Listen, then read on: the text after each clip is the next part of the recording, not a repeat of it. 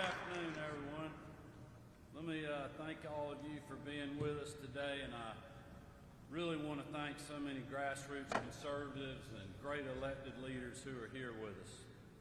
Yesterday, Major League Baseball caved to fear and lies from liberal activists. They ignored the facts of our new election integrity law, and they ignored the consequences of their decision on our local community. In the middle of a pandemic, Major League Baseball put the wishes of Stacey Abrams and Joe Biden ahead of the economic well-being of hard-working Georgians who were counting on the All-Star game for a paycheck. Georgians and all Americans should know what this decision means. It means cancel culture and partisan activists are coming for your business. They're coming for your game or event in your hometown. And they're coming to cancel everything from sports to how you make a living. And they will stop at nothing to silence all of us. They don't care about jobs, they don't care about our communities, and they certainly don't care about access to the ballot box. Because if they did, Major League Baseball would have announced that they were moving their headquarters from New York yesterday. In New York.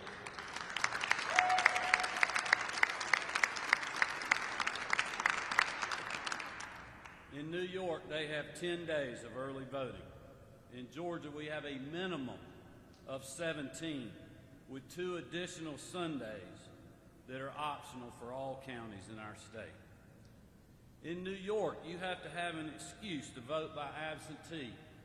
In Georgia, you can vote absentee for any reason, and you can do it securely. It's easier to vote in Georgia than it is in New York. Even more ridiculous is that MLB didn't cite a single reason that they disagreed with the bill in their statement. Everyone standing here today, and those at home, know why.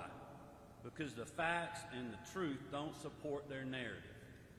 It's because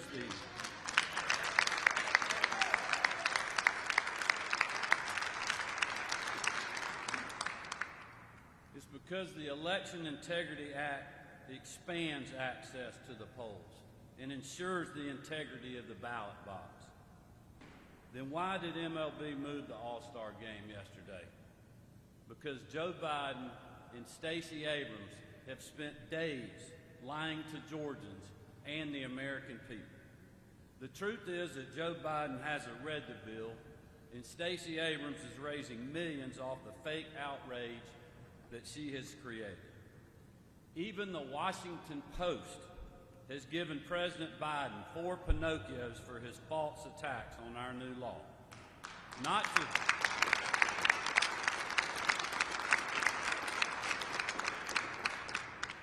to mention that his own home state of Delaware has no early voting and requires an excuse to vote absentee. But is Stacey Abrams calling these states and their antiquated election laws Jim Crow 2.0?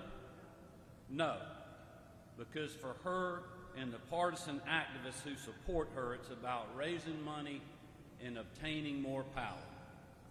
For them, it's not about the truth.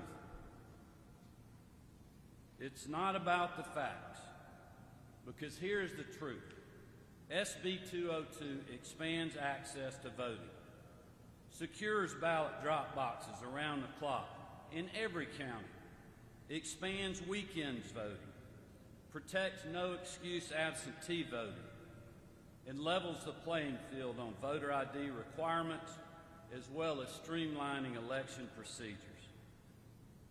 And yes, water can be provided to voters that are in line by election workers.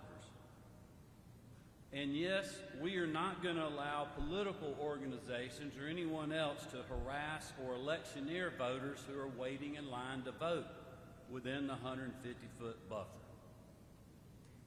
Those are the simple facts. Free and fair elections are the foundation of who we are as a state and a nation.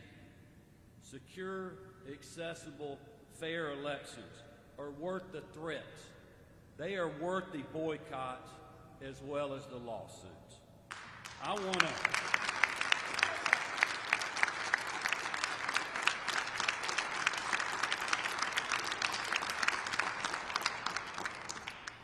want to be clear. I will not be backing down from this fight, and neither are the people who are here with me today.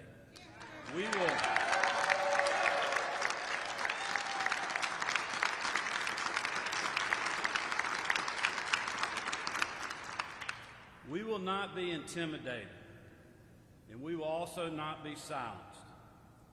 Major League Baseball, Coca-Cola, and Delta may be scared of Stacey Abrams, Joe Biden, and the left, but I am not, and we are not.